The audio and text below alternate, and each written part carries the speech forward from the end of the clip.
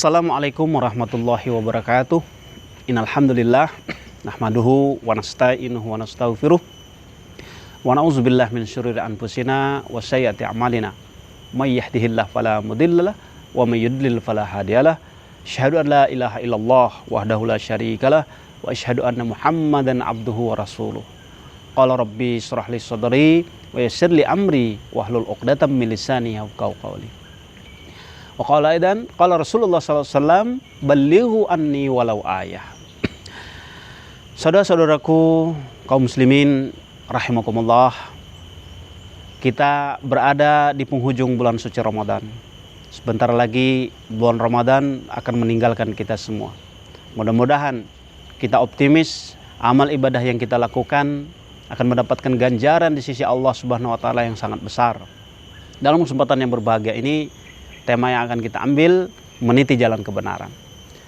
Saudara-saudaraku rahimakumullah, sebagaimana yang kita ketahui, Rasulullah SAW pertama kali menyampaikan Islam di Mekah pada waktu itu mengalami berbagai macam tantangan yang sangat luar biasa.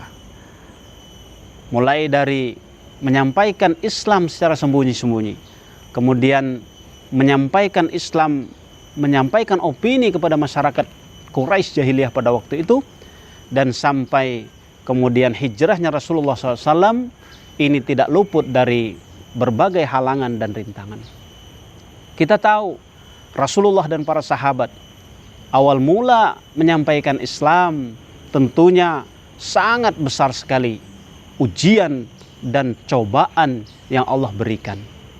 Namun dengan keimanan yang kuat, keyakinan yang sangat kokoh, maka ketika berbagai macam tawaran demi tawaran, kemudian menawarkan jabatan, pangkat, harta, dan tahta, tetapi para sahabat dan Rasulullah tetap mengambil jalan kebenaran ini.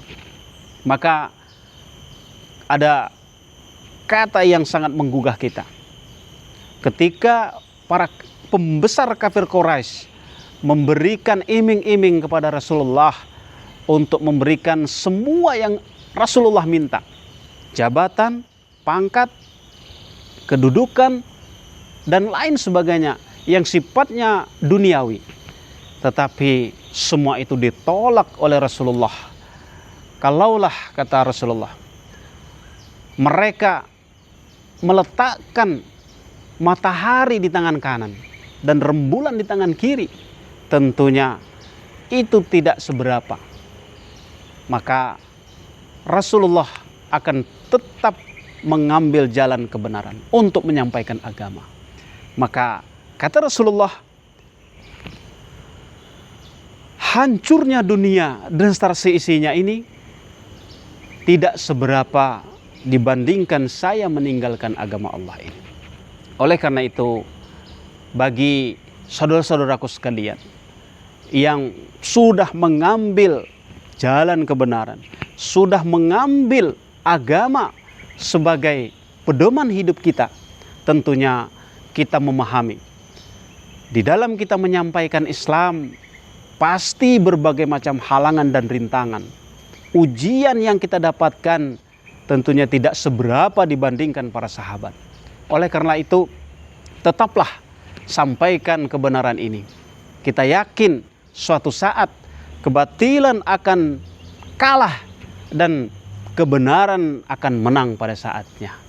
Mudah-mudahan Allah Subhanahu wa taala menguatkan keimanan kita dan kita istiqomah di dalam kebenaran ini, dan pada akhirnya kita semua menghadap Allah Subhanahu wa taala dengan ganjaran yang sangat besar. Terima kasih. Mohon maaf atas segala kekurangan. Wassalamualaikum warahmatullahi wabarakatuh.